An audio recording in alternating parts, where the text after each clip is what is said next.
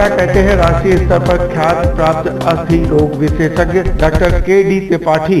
Allopathy ऐसा है कि देखिए, ऐसा विज्ञान है जो कि बीमारियों का एक सटीक इलाज करता है। जब आदमी बीमार हो गया, जब आदमी क्रिटिकल हो गया, उस समय वैकल्पिक चिकित्सा की उतनी ज़रूरत नहीं होती है। लेकिन तमाम बीमारियां ऐसी होती हैं जो कि रोकी जा सकती हैं। तो जैसे या हो गई बीमारियां तो हल्के इलाज से भी उनको ठीक किया जा सकता है। वैकल्पिक चिकित्सा में जैसे कि आपने बताया एक्यूपंक्चर, आयुर्वेद, ये सब चीज़ें तो इनका अपना एक महत्व है। उसके अलावा सबसे ज़्यादा महत्व जो है आजकल आपने देखा होगा योग।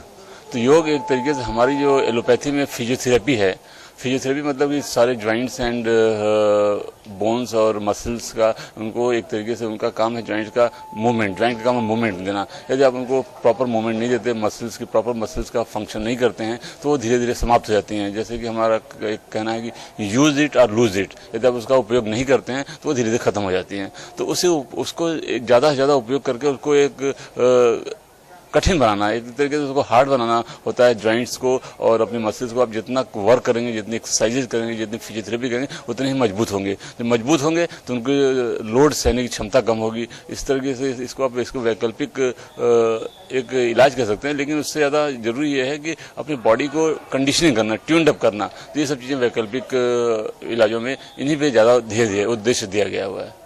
आप हड्डी के विशेषज्ञ माने जाते हैं राष्ट्रीय स्तर पे, और क्या सलाह देंगे दर्शकों को कि क्या करें बिना खर्चे के, बिना वैकल्पिक व्यवस्था के उनकी हड्डियां मजबूत रहें, उनके घुटने में दर्द न हो, क्या आप कहेंगे?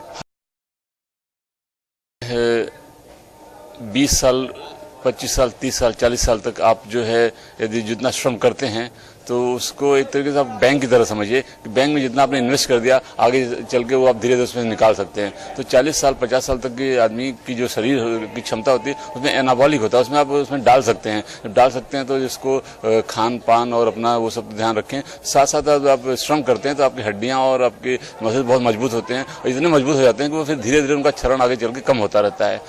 अब रही बात 40 साल की उम्र के बाद क्या करना है, तो हमारी राय है कि 30 से 40 साल जब हो जाते हैं आपके, तो आपको सुबह कम से कम आधे घंटे से 45 मिनट तक शारीरिक श्रम करना चाहिए। किसी तरीके से, या चाहे योग के रूप में करें, चाहे सुबह जॉगिंग के रूप में करें, चाहे वॉकिंग के रूप में करें, चाहे साइकिल चलाएं, कुछ न कुछ शारीरिक श्रम करें। एक्सरसाइजेज, फिजियोथेरेपी और प्राणायाम, योगा, ये सब चीज़ें सुबह आधे घंटे करेंगे तो पूरे दिन आपका शरीर स्वस्थ रहेगा, आपके हृदय स्वस्थ रहेंगे, आपके फेफड़े स्वस्थ रहेंगे, आपकी हड्डियाँ, आपके जोड़ सब स्वस्थ रहेंगे। यदि आप इस समय को नहीं देते हैं तो फिर दिन भर आपको आलस लगा रहेगा, आपकी हड्डियां कमजोर हो जाएंगी, आपके जोड़ कमजोर हो जाएंगे, आपका हृदय कमजोर हो जाएगा, आपका फेफड़ा कमजोर हो जाएगा और आप बीमारी की तरफ बढ़ते जाएंगे। तो मतलब ये है कि अगर आपको डॉक्टर की शरण में नहीं जाना है तो आप सुबह कम से कम हफ्ते में 6 दिन तो कम से कम सुबह आधे घंटे आप अपने शरीर को समय दीजिए। आप रोज नहा सकते हैं, रोज खा सकते हैं, रोज हर चीज़ के लिए आपके पास टाइम है।